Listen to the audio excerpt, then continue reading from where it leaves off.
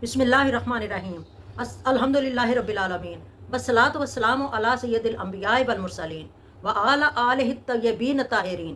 محترم ناظرین، اب مختار کی فوج نے ہر طرف تلاش شروع کر دی اور جو جہاں بھی چھپا ہوا تھا انہیں پکڑ کر شام سے پہلے مختار سقفی کے سامنے حاضر کر دیا۔ عمر ابن سعد کو جب مختار سقفی کے سامنے پیش کیا تو اسے دیکھ کر مختار سقفی کی آنکھوں میں خون اترا اور گرج کر بولا کہ او دنیا کے کتے، بتا تجھے کون سی سزا جس سے میری اور مسلمانوں کے دلوں کی وہ آگ ٹھنڈی ہو جائے جو تیرے ناپاک ہاتھوں نے کربلا کے میدان میں لگا۔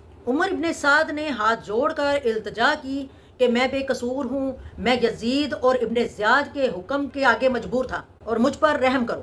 مختار ابن سعد کی اس گفتگو سے اور بھی بھڑک اٹھا اور کہا، میرا مولا حسین کتنا بڑا بہادر تھا جس نے اپنی آنکھوں سے تمہارے ظلم و ستم کو دیکھا، لیکن پھر بھی انہوں نے تم سے رحم کی التجا نہ کی۔ اور پھر مختار نے حکم دیا کہ اس کے بیٹے حفص کو لایا جائے اور عمر ابن سعد کے سامنے اس کے بیٹے کی گردن تن سے جدا کر دی جائے تاکہ اس ظالم ابن سعد کو معلوم ہو جائے کہ علی اکبر کی لاش کو تڑپتا دیکھ کر امام حسین کے دل پر کیا بیتی۔ حکم کی تعمیل کی گئی اور عمر ابن سعد کے بیٹے کی لاش اس کے سامنے تڑپنے لگی۔ عمر ابن سعد رحم کی دہائی دے رہا تھا کہ جلاد نے اس کا سر بھی تلوار سے اڑا دیا۔ اب شمر لعین کا انجام سنو۔ عمر ابن سعد کے ظلم و ستم کی سزا دینے کے بعد مختار سقفی نے شمر سے کہا کہ تو ہی وہ بدبخت انسان ہے نا، نواسہ رسول صلی اللہ علیہ وآلہ وسلم کی مبارک چھاتی پر چڑھ کر خنجر چلایا۔ اٹھ، اور مختار نے شمر کے گلے پر خنجر چلا کر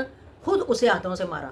پھر مختار نے حرملہ سے کہا کہ تو ہی وہ شکی القلب انسان ہے کہ جس نے امام پاک کی جھولی میں علی اصغر کے حلق پر تیر مارا تھا۔ اٹھ اور میرے سامنے کھڑا ہو جا۔ اور پھر مختار نے اپنے فوجیوں کو حکم دیا کہ اس پر تیروں کی بارش کی جائے اور آخری تیر اس کے حلق کے آر پار ہو۔ پھر خولی کو لایا گیا اور خولی کو دیکھ کر مختار کا خون کھول اٹھا، آنکھیں غصے سے سرخ ہو گئی اور گرج کر بولا کہ یہ ہے وہ سنگ دل دشمن خدا جس نے امام پاک کے سینے پر برچھا مارا۔ پھر نواسہ رسول کا سر نیزے پر چڑھا کر ابن زیاد کے پاس اسی کوفہ میں لایا تھا۔ اگرچہ اسے جتنی بھی سزا دوں میرا کلیجہ ٹھنڈا نہیں ہوگا۔ اس کی سزا یہی ہے کہ پہلے اس کے ہاتھ کاٹے جائیں اور پھر دونوں پاؤں، پھر اس کے سینے پر برچھا مار کر واصل جہنم کیا جائے اور پھر اس کا سر کاٹ کر نیزے پر چڑھا کر میرے سامنے لایا جائے۔